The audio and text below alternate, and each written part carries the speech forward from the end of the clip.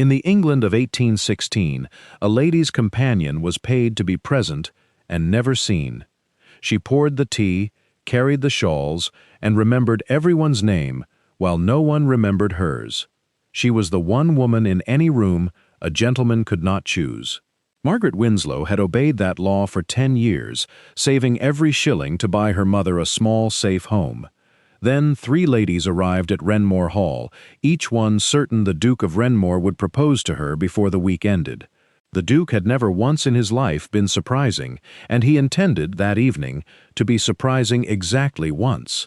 What does a woman do when the most powerful man in the county offers her everything she never asked for, at the price of everything she built? Margaret would have one evening to decide. The dining room at Wrenmore Hall was too warm for the last days of August. 40 candles burned above the long table, and their heat pressed down on bare shoulders and starched collars alike. 3 families had come to Wrenmore for a fortnight in the country, and every person at that table knew why. The Duke of Wrenmore must marry, and one of the 3 young ladies present would leave as his future duchess. No one had said it aloud. No one needed to. Margaret Winslow sat near the foot of the table, in the chair closest to the door, where companions belong. She had spent 10 years learning how to be useful without being seen. That evening she had already straightened a guttering candle before it dripped on old Mrs. Hartwell's sleeve, and moved a wine glass out of the path of Miss Pembury's elbow, and repeated the soup course twice into the deaf ear of the dowager beside her. No one had noticed any of it. That was the whole art. After dinner, the 3 young ladies played the pianoforte in turn, because that was what such evenings were for. Miss Arabella Pembury played first, brilliantly and coldly, like a woman completing a transaction. Lady Cecily Fairfax, whom Margaret served as companion, played a gentle air correctly and a little sadly. Miss Julia Hartwell went last, missed several notes, colored to her ears, and loved every bar of the music anyway. Polite applause followed each of them.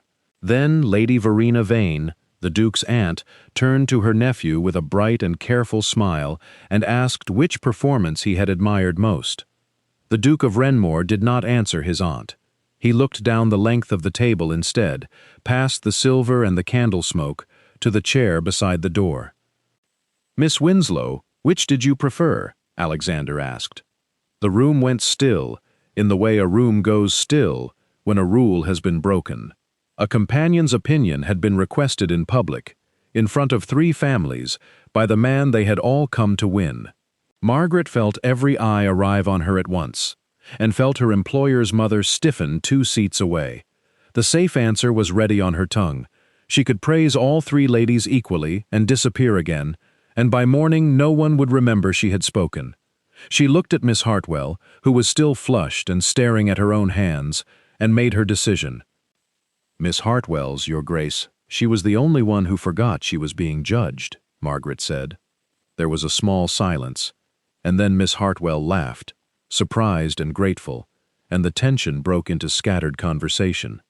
Mrs. Pembury's smile went thin. Lady Verena's gaze crossed the table and settled on Margaret with the quiet attention of a woman revising a list. Margaret picked up her needlework and returned to being invisible, or tried to. It was harder now. The Duke was still looking at her, and he had the expression of a man doing arithmetic that would not come out even. Alexander Vane had been called many things in his 34 years, and every one of those things meant reliable. He answered letters the day they arrived. He paid his father's hidden debts quietly, one by one, so that no one would ever learn the late Duke had left the estate mortgaged to strangers. When a guest lost badly at cards under his roof, Alexander settled the sum before the man's valet had finished packing, and never mentioned it. He arranged people's troubles the way other men arranged books. It had simply never occurred to him to ask anyone whether they wished to be arranged. That night he could not sleep, which was unusual, because his sleep was as orderly as everything else.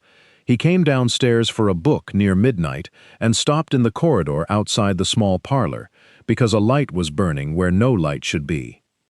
Margaret sat alone at the little table with the tea things before her. She warmed the pot, measured the leaves, and poured for herself with a slow and deliberate pleasure, as if the cup were a country and she its only citizen. All day she had poured for other people. Now she drank her own tea exactly as she liked it, in silence, answering to no one.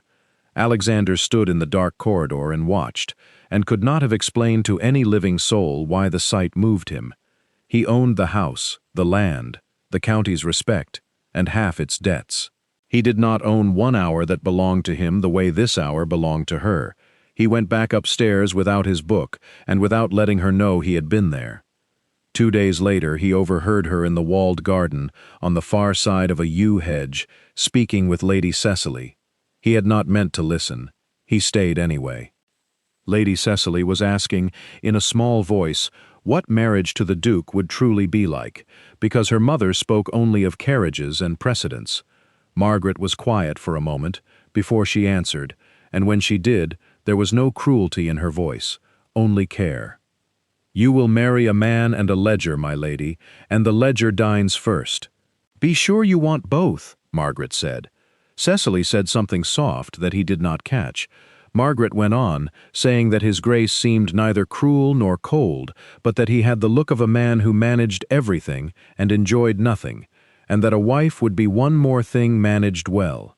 Alexander stood on his own gravel path with his ears burning. He was not angry. That was the strange part. In 2 sentences, a paid companion had described his life more accurately than his family, his friends, or his mirror had ever done. He walked back to the house, feeling as if a window had been opened somewhere behind his ribs, and the draft would not stop. Lady Verena had watched her nephew for 34 years, and she saw the change in him within the week. She had spent 15 years protecting this family. It was Verena who had discovered her late brother's ruin, Verena who had kept it from the newspapers, and Verena who had arranged this fortnight with the precision of a general.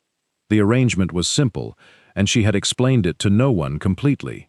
Mr. Pemberry held the mortgages on the Marlowe farms, the best land Wrenmore had. A marriage to his daughter would cancel that debt forever. Without it, the notes could be called in, and 40 tenant families in the village of Wrenholt could lose the farms their grandfathers had worked. Verena did not think of herself as scheming. She thought of herself as the only person at Wrenmore who understood the price of things. So she found Margaret alone in the linen room, folding what did not need folding, and spoke to her kindly. "You have good sense, Miss Winslow, which is rarer than beauty and lasts longer. Use it. Guide his attention back where it belongs, and I will see that you are not forgotten," Lady Verena said. Margaret understood the offer perfectly, and the warning folded inside it. She answered that his Grace's attention was his own, and that she had never yet directed a duke anywhere. Verena smiled as if they had agreed on something, and left. Margaret stood among the shelves of pressed linen with her heart beating hard, telling herself the danger would pass. She had £310 saved, the work of 10 years. Another 2 years of wages would buy her mother's cottage at Harlow outright, and then no one's favor or displeasure could ever make them homeless again. All she had to do was remain invisible for 1 more week. She was very good at that. She had built a life on it. The final dinner of the fortnight was meant to end with an announcement. Everyone understood it, though no one had promised it. The 3 families gathered in the long dining room in their best silk, and Verena had seated Miss Pemberry at the Duke's right hand, and the whole table waded through the fish and the fowl like an audience waiting for the curtain. When the cloth was drawn, Alexander rose. He thanked his guests for the honor of their company. Then he did the thing that no one in that room, least of all Margaret, believed possible. "I will not offer for Miss Pemberry, nor for Lady Cecily, nor for Miss Hartwell. They deserve husbands who chose them, and I would not be one," Alexander said. The silence that followed had weight, like the air before a storm. Mrs. Pemberry's fan stopped. Mr. Pemberry set down his glass with great care, the way a man sets down a weapon he intends to pick up again. Verena had gone white to the lips, and Alexander turned from the head of the table and looked, in front of them all, at the chair beside the door. He crossed the room to her, and Margaret stood, because sitting felt impossible, and running was not permitted. He spoke calmly and generously, the way he did everything, and every careful word made it worse. "Miss Winslow, I am asking you to be my wife. You would want for nothing. Your mother would be provided for. Your position would never trouble you again, and no one in this county would dare slight you."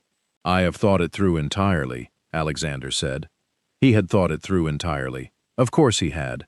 He had arranged her, the way he arranged debts and scandals and other people's card losses, and he stood there now with the quiet confidence of a man presenting a solved problem.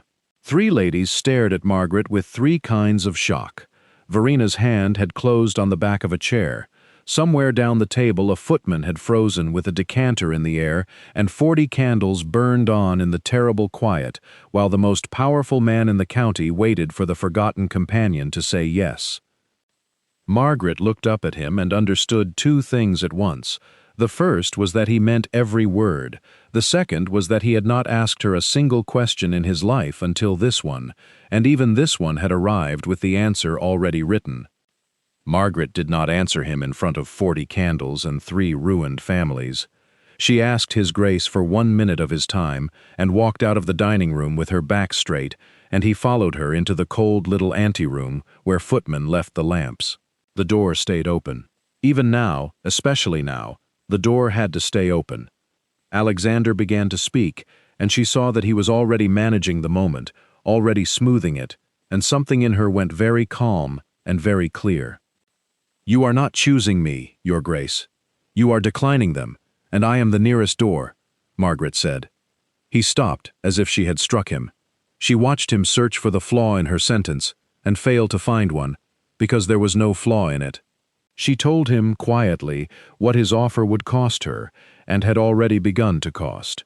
By morning, every servant in 3 counties would say the companion had schemed her way into a duke's eye. No respectable family would hire her after this fortnight, whether she accepted him or not.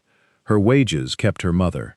His generosity, made in public, without warning, without one question asked of her, had put all of it in danger in the space of a minute.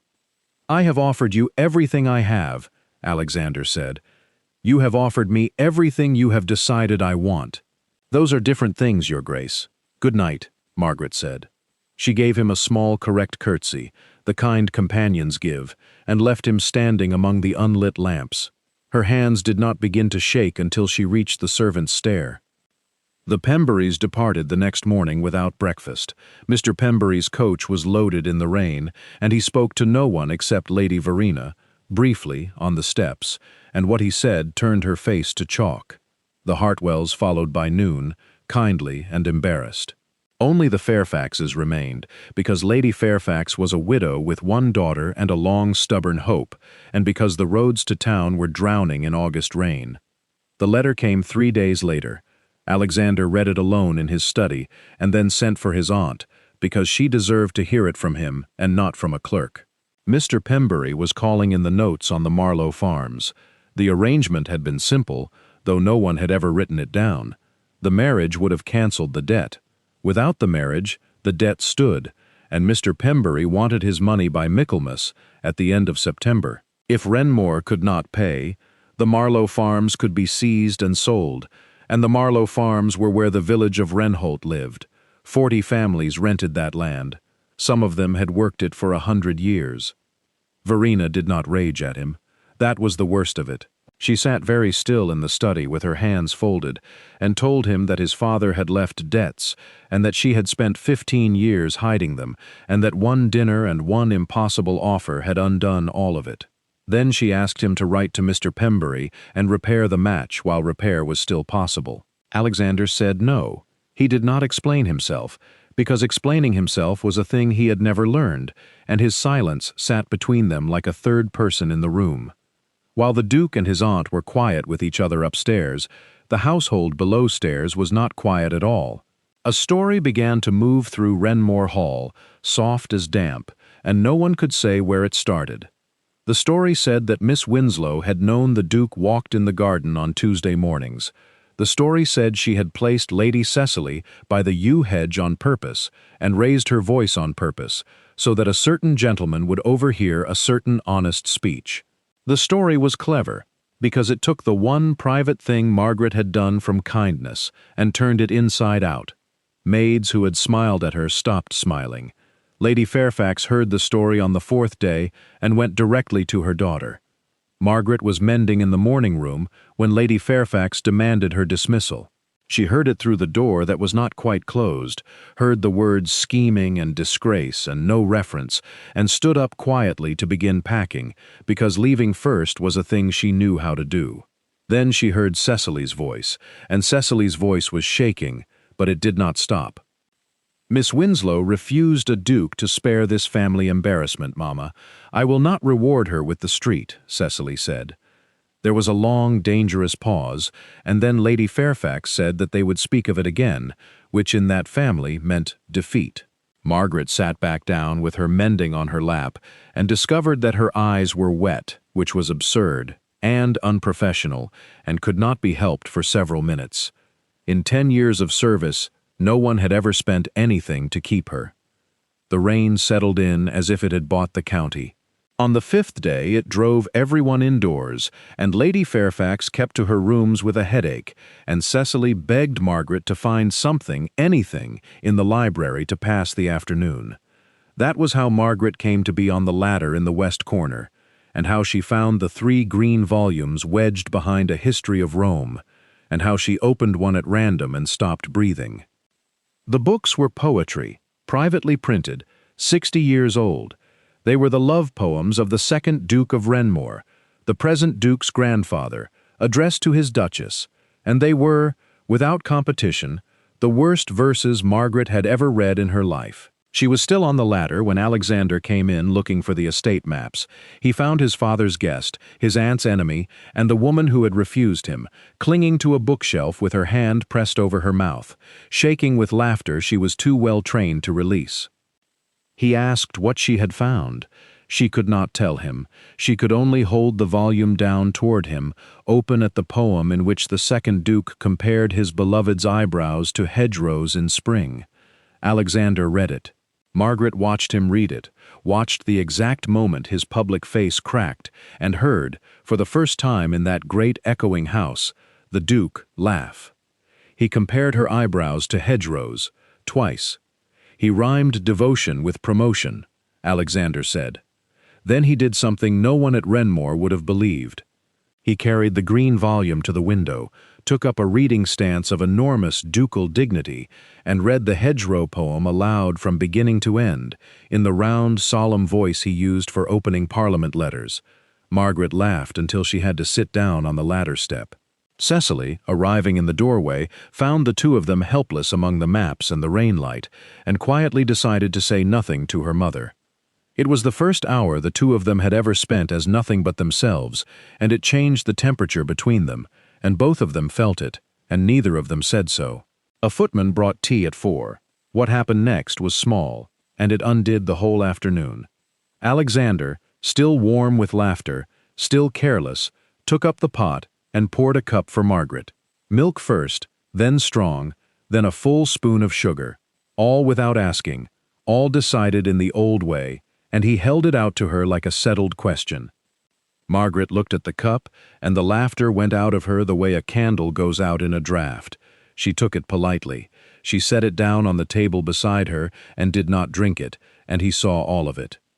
"You have decided how I take it, Your Grace," Margaret said.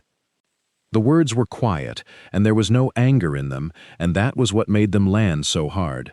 Alexander looked at the small cooling cup and understood, dimly, in the way a man understands a language he is only beginning to learn, that this was the entire refusal from the anteroom, poured into 3 inches of porcelain. He did not know yet what to do about it, but he did not forget it, and he never again in his life poured anything for anyone without a strange small pause first.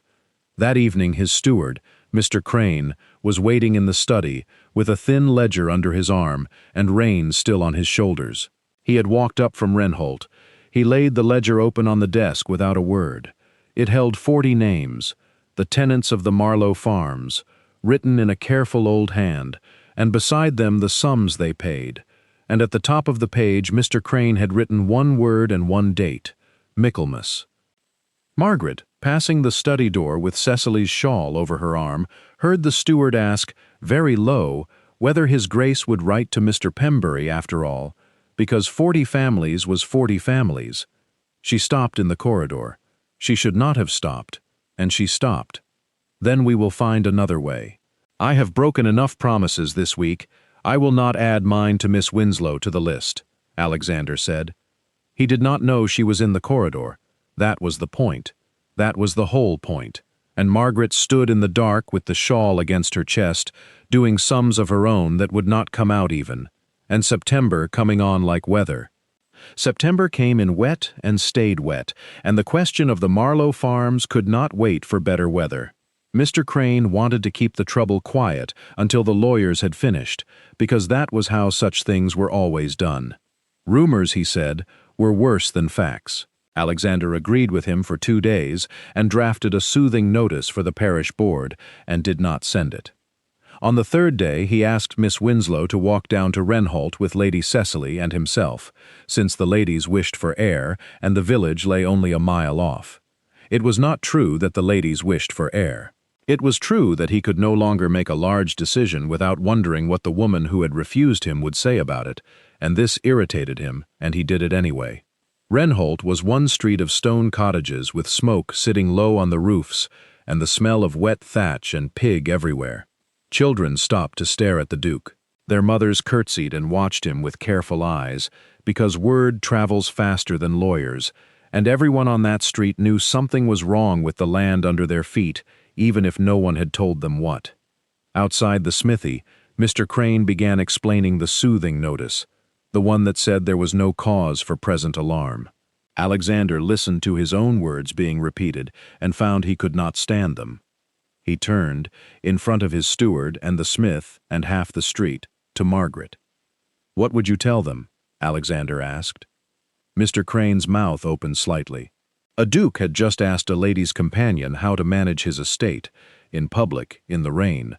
Margaret looked down the street at the doors standing half open, the women pretending not to listen, an old man leaning on the churchyard wall with his eyes fixed on the Duke like a creditor.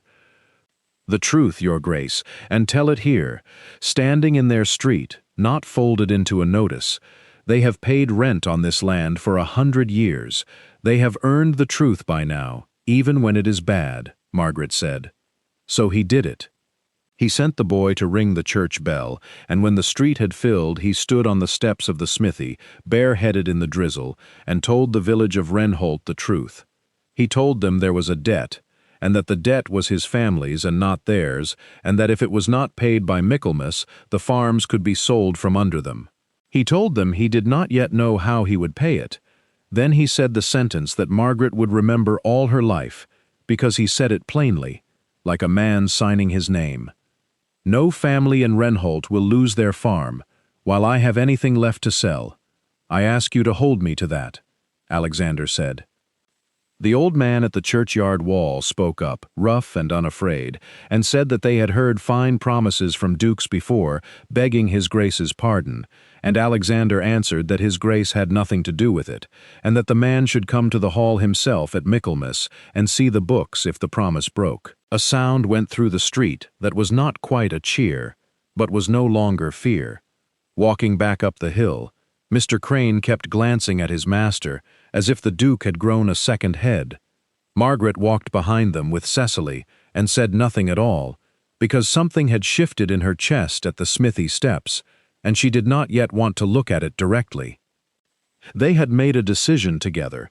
She understood that even if no one else did, he had asked, and she had answered, and he had done the harder thing on the strength of her answer, and no man had ever once in her life treated her judgment as something to be spent in public. The post came up from the village twice a week, and that Friday it brought Margaret a letter from her mother at Harlow. Mrs. Winslow wrote cheerful letters on principle, which meant her daughter had learned to read them for what they did not say. This one did not say that the rent had been paid easily.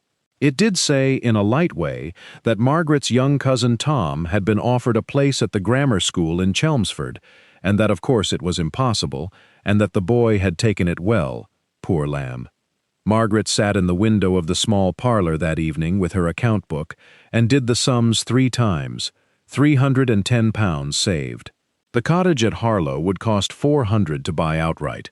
Tom's schooling would cost £12 a year. The sums would not stretch, and she was still bent over them when Alexander came in to return the second volume of his grandfather's terrible poetry, which he had taken to reading at night for reasons he refused to examine. He asked what troubled her, and she was tired enough, and easy enough with him now, that she told him.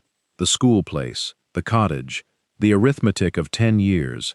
He listened the way he listened to Mr. Crane, completely. And then, because he was still himself, he said that it was the simplest thing in the world, that he would settle the boys' fees tomorrow and think no more of it, and he was already reaching for the little writing desk when Margaret's voice stopped his hand. "No, Your Grace, and I need you to hear why, not only the refusal," Margaret said. He put down the pen and heard why. She kept her voice level and made it arithmetic, because arithmetic was a language he trusted. "A duke's gift," she said, "is never finished. It is not £12. It is £12, and then the question, hanging over her family for 10 years, of what the duke meant by it, and what Miss Winslow was to him, and what might be asked of her later, and whether it could ever be safely refused. A gift from equal to equal was a kindness. A gift from him to her, now, after that dinner, was a rope, however gently he held his end of it. Generosity should not have to pass an audit, Alexander said. "Everything passes an audit, Your Grace. Only the giver is excused from reading it," Margaret said. They sat with that in the candlelight, both of them angry in a quiet, grown way, neither of them leaving, and that was new too. He thought she was proud past sense, and a small, honest voice under his ribs asked him whether he had ever once given anyone something they could refuse. She thought he was blind in the way only powerful men are blind, and a small, honest voice under her ribs said that he had reached for the pen out of nothing in the world but kindness. Neither voice won. He said good night with stiff courtesy. She answered it in kind. The argument stayed in the house for days, like the smell of smoke, and it changed them more than the laughter had. It was almost a week later, with the lawyer's letters thickening and Verena watching everything, that the small thing happened. Tea in the morning room, Cecily reading by the window, rain again on the glass. Alexander lifted the pot out of old habit, moving toward Margaret's cup, and then he stopped. He stopped with the pot in the air, and she watched him remember the library, the cup she had not drunk, all of it. He set the pot down and turned to her and asked, as simply as a man asking the time, "How do you take it, Miss Winslow?" Alexander asked. "No milk, no sugar. Stronger than is respectable," Margaret said. He poured it exactly so and handed it across, and she drank it while it was hot, and Cecily turned a page by the window, and that was the whole of the scene. It was nothing. It was a cup of tea. Margaret lay awake half that night regardless, staring at the ceiling of her small room, because she had built 10 years of safety on the certainty that men like him never learned, and he was learning, and a man who asked was a man she had no defense against. She had known how to refuse his everything. She did not know how to refuse his asking. She was not the only one who had seen it. Lady Verena missed nothing in that house, and she had watched the tea poured black and bitter and correct, and understood it better than either of them. Polite pressure had failed. The whispers had failed, worse than failed, since the Fairfax girl now guarded the companion like a sister. Verena went to her rooms and her correspondence, cold with purpose, and it was there, in the Tuesday Post, that she found the letter from her own man of business in town. It mentioned, among other small intelligence, a curious transaction lately completed in Essex. The freehold of a certain cottage at Harlow had changed hands at a generous price. The buyer's name was withheld from the record. The seller had been instructed that the sitting tenant, a widow by the name of Winslow, was on no account to be charged rent again. Verena read the paragraph twice and sat back, and for the first time in 3 weeks she smiled. Lady Fairfax had discovered that being read to eased her nerves, and her nerves, since the ruined dinner, required a great deal of easing, so the evenings at Wrenmore had settled into a pattern. The ladies sat by the fire, and Margaret read aloud, and the novel of the moment was a Gothic romance stuffed with French counts and Italian castles, and Lady Fairfax always wanted one more chapter. That Tuesday, Margaret had been reading for the better part of 3 hours. The candle strain had drawn a line of pain down behind her eyes, and her voice had gone dry at the edges, and she would not have admitted either under torture, because reading aloud was her employment, and companions who tire are companions who are replaced. Alexander noticed anyway. He had grown fluent in her lately, in the small grammar of her hands and shoulders, and he saw the pain sitting behind her eyes as plainly as print. He also knew, by now, exactly what would happen if he suggested she rest, so he did not suggest it. He rose instead, crossed to the fire, and lifted the novel out of her hands with grave ceremony. "I shall take the next chapters. A man's oratory grows rusty without use, and Parliament reopens in the winter," Alexander said.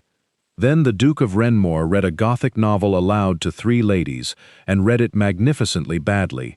He pronounced the Comte de Villefranche as if the poor man were a Yorkshire pudding. He gave the sinister abbess a voice better suited to a sergeant of dragoons. He paused at moments of high terror to question, seriously, the architecture of the castle. Lady Fairfax laughed until she required her handkerchief, and Cecily laughed until she slid sideways on the sofa, and Margaret sat with her eyes closed and her hands finally still in her lap, resting inside the noise where no one could see her do it. He never looked at her once, all evening. That was how she knew it was for her. Charity looks at you, to collect. This asked for nothing, not even her notice, and it was the gentlest thing anyone had done for her in 10 years, and it frightened her more than the proposal had. 2 nights later, Verena chose her moment. Dinner was small now, only the family and the Fairfaxes, and the fire snapping, and the last of the good claret. Verena waited until the servants had withdrawn, and the talk had gone soft and easy, and then she set down her glass and spoke to her nephew across the candles, pleasantly, the way one mentions weather. "Some news from Essex, of all places. The cottage at Harlow has been sold, I hear, Mrs. Winslow's cottage, and the new owner has instructed that the widow is never to be charged rent again. Tell me, nephew, do you happen to know the name of this very generous man?" Lady Verena said. The question was a knife laid on the cloth, and everyone at the table saw it at once. Margaret went very still, the particular stillness she had spent 10 years perfecting, but her mind was not still at all. Her mother's cottage, sold, rent cancelled. She looked at Alexander, waiting for him to be puzzled, and he was not puzzled. The color had left his face, and in that 1 second she had her answer entire, and the floor of the last 3 weeks fell out from under her. Alexander did not lie. It never once occurred to him to lie, which was to his credit, and it saved nothing. "I bought it. I bought it so that her mother would be safe, whatever Miss Winslow chose. It has no conditions. She owes me nothing," Alexander said. He believed every word, and every word made it worse, and he watched it make it worse, and could not understand why. Lady Fairfax's hand had come up to her mouth. Cecily was looking at Margaret in open distress, because here is what the table heard, and what the county would hear by Sunday, and what Verena had known they would hear. The Duke had been refused, and had then quietly bought the roof over the family of the woman who refused him. There was a name for an arrangement like that, and it was not marriage. Margaret sat in the candlelight, while her 10 years of scraped and counted independence was recast, in a single stroke, as a kept woman's bargain, and the man who had done it to her was explaining that he had meant it kindly. She rose. She asked to be excused in a voice that did not shake, and she achieved the door. "Margaret," Alexander said. It was the first time in all those weeks that he had used her Christian name, and it followed her into the corridor like a hand held out too late. Behind her she heard his chair scrape back, and then Verena's quiet voice, advising him to let her go. He wrote to her that night, 3 drafts burned and a 4th sent up. She returned it unopened. There was nothing he could write. He had not lied, and that was the unbearable center of it. He had decided for her secretly, with money, exactly as she had told him men like him always would, and he had done it in the same weeks he was learning to ask how she took her tea. Both things were true, and she could not make them fit in one man, and her head ached with the trying. Verena came to her room the next morning. She came kindly, which was the worst way. She sat down uninvited on the small, hard chair by the window and untied a folded packet of papers and laid them out one by one on the bed like cards, and Margaret looked at them and felt the last solid ground go. They were copies of documents from Bruges, a hotel register, a creditor's deposition, a burial record. They showed that Edmund Winslow had not died of fever on a business voyage, as his widow believed, and had told her daughter and her parish for 12 years. He had fled England ahead of his creditors, lived 8 months under the name Edward Winter, and died leaving debts in 2 countries. The papers were genuine. Margaret knew her father's hand in the register. Verena watched her know it, and gave her the terms without cruelty, which somehow made them crueler. Margaret would take the post that Verena had already arranged, companion to an elderly cousin in Northumberland, departing quietly and at once.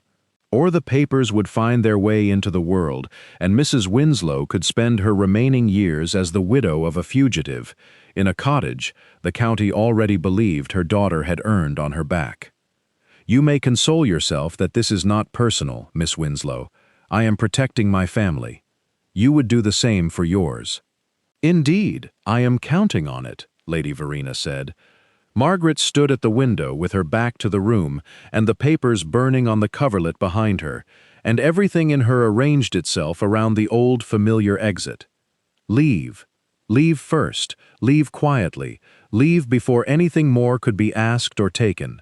It felt like strength. It had always felt like strength. That was the trick of it. She heard herself accept the post in a level voice, but at the door, with her hand on the latch, Verena paused, as if remembering a courtesy, and asked whether Miss Winslow wished any message carried to His Grace. And Margaret discovered there was one sentence left in her after all, and she turned and delivered it with her chin up and her eyes dry. "You may tell His Grace that I was never for sale. He simply never asked the price of anything," Margaret said. She did not sleep. She packed her trunk by candle stub, 10 years fitting neatly into one trunk, and wrote no letter to Cecily, because a letter would need reasons, and her reasons were on the coverlet in a dead man's handwriting. It was the one true cruelty of her leaving, and she knew it while she did it, and did it anyway.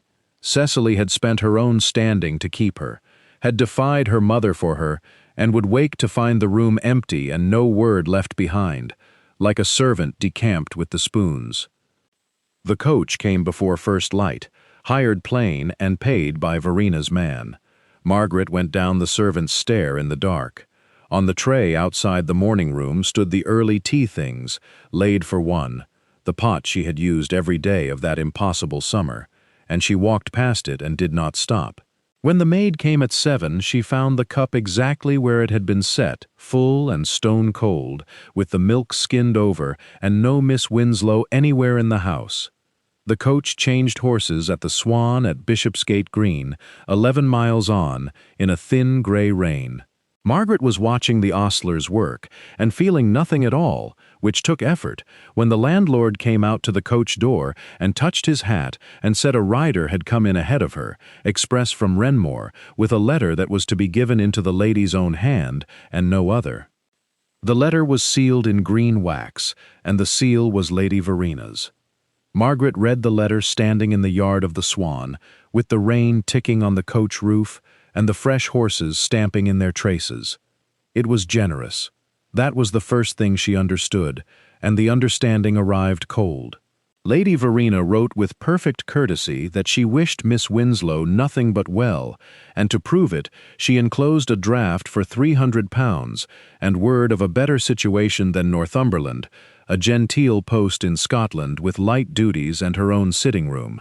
The draft was real. Margaret held it in the rain and did the sum without meaning to. £300, added to her savings, bought the cottage twice over.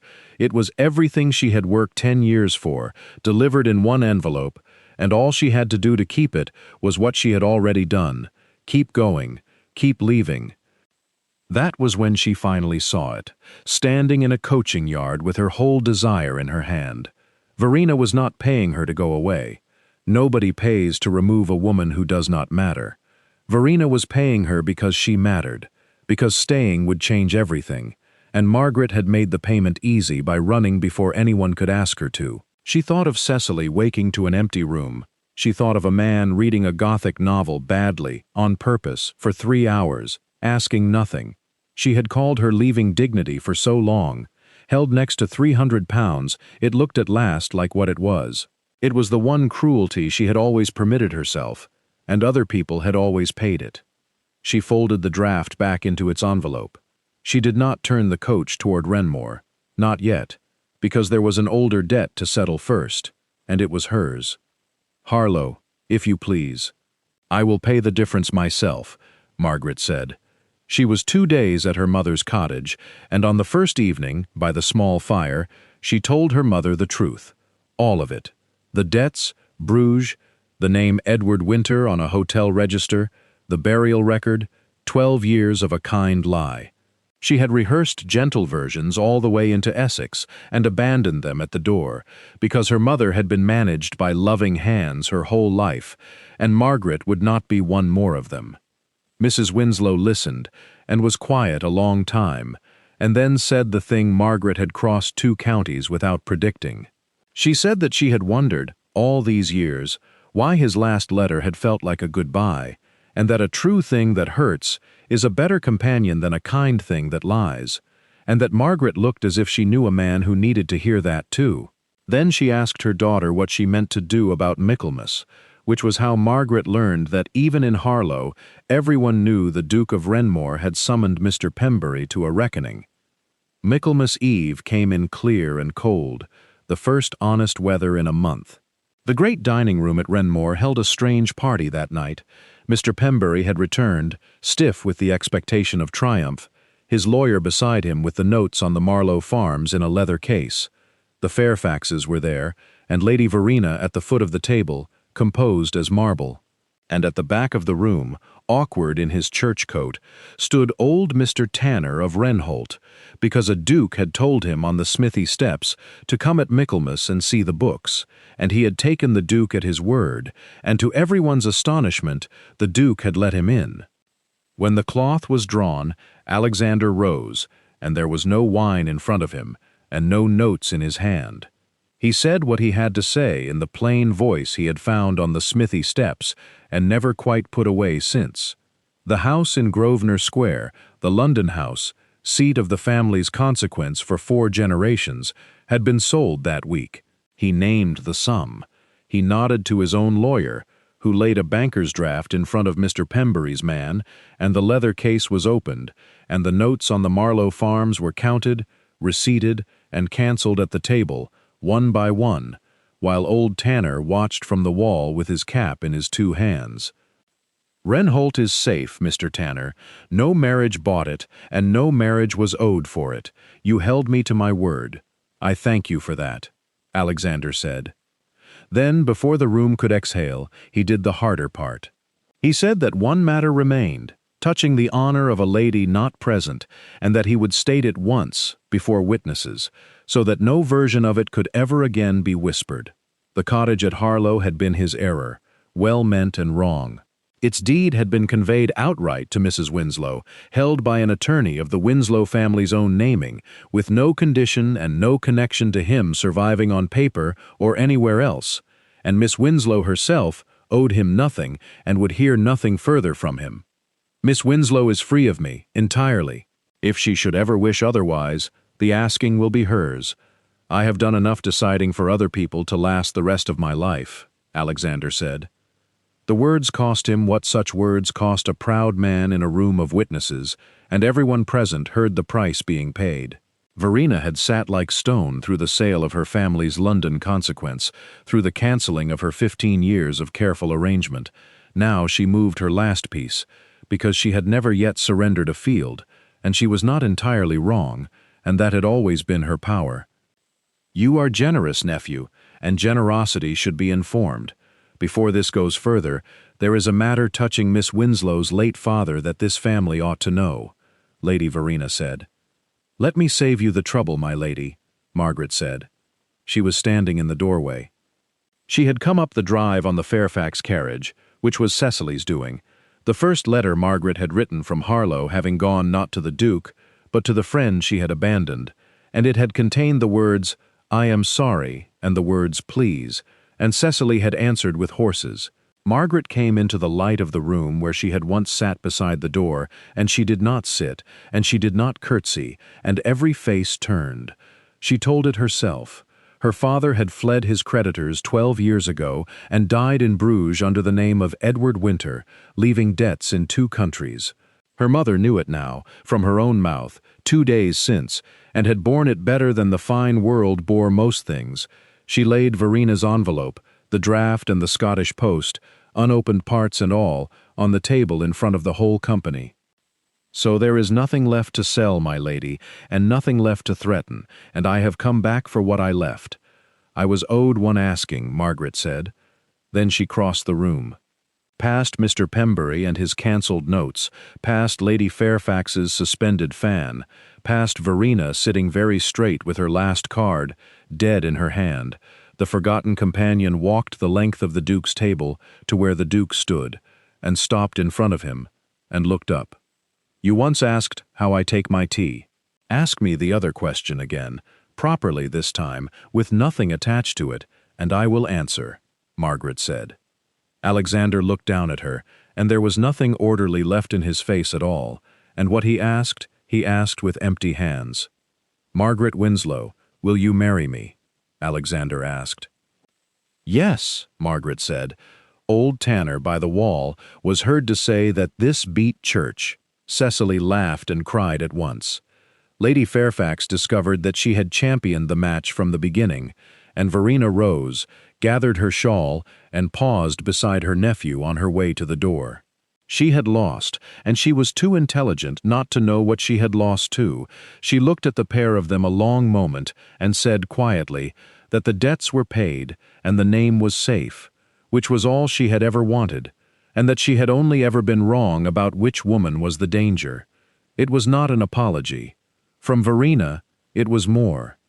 They were married quietly in October, from her mother's own cottage at Harlow, which was the bride's one condition and the groom's genuine pleasure. A year on an ordinary gray morning, the small parlor at Wrenmore held the 2 of them and a table of estate letters, and no ceremony at all. Alexander read a letter from Mr. Crane concerning the Marlow farms, whether to grant old Tanner's grandson the new tenancy or the larger one. It was his to decide. It had always been his to decide. He hesitated, and then he slid the letter across the table to her side, and waited, saying nothing, asking with the whole of his silence. Margaret looked at the letter and at her husband, and began to read. Beside the letters sat 2 cups. He had poured his own, and left the pot standing beside hers, still hot, exactly where her hand would find it. And that is where we leave them, Margaret and Alexander, on an ordinary gray morning, with the letters to read and the tea still hot. I will confess something to you. Of everything in this story, it was that teapot that stayed with me. He did not make a speech. He simply left it where her hand would find it. After 10 years of being invisible, Margaret was finally seen, every single day, in the smallest of things. Now I would love to hear from you. Tell me in the comments, did you trust Alexander from the start, or did he have to earn you, the way he earned Margaret? And if you like, tell me where you are listening from tonight. If these quiet stories bring you comfort, I would be glad to have you subscribe, so we do not lose each other. Thank you for keeping me company today. Take good care of yourself, and of the people who truly see you. Until our next story, good night, my friend.